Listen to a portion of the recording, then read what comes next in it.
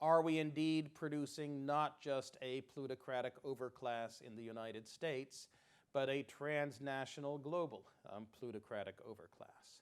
How many of the bond purchases by the People's Bank of China over the past generation will wind up in the hands of the children of Chinese party leaders living in Gstaad or Monaco or Beverly Hills in 10 or 15 years ago? How is social democratic politics and equality of opportunity going to be attainable in a world of the future in which we know that money speaks loudly in politics, but plutocracy seems to acquiring so much money that it may speak very loudly indeed? You know, there's a long way to go to get really cheerful about inequality in Latin America.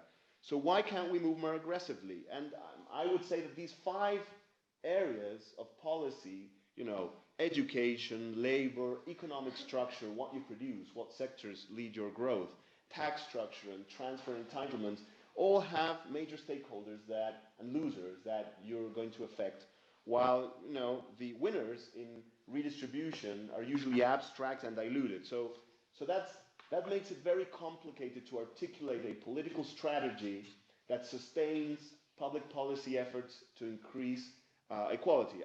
I think that's the main thing we're facing here in Chile.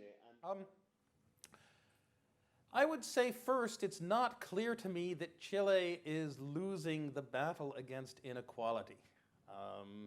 You know, that if you want to say, it's as if that there's a marathon and somebody has completed all 26 miles of the marathon and somebody else is kind of still at the starting line in the river. You know, but they're at the starting line in the river because the combination of the latifundia history of Chile and also the dictatorship have done to them what they used to do to Houdini, have tied them in chains and buried them in the sea, locked in a box.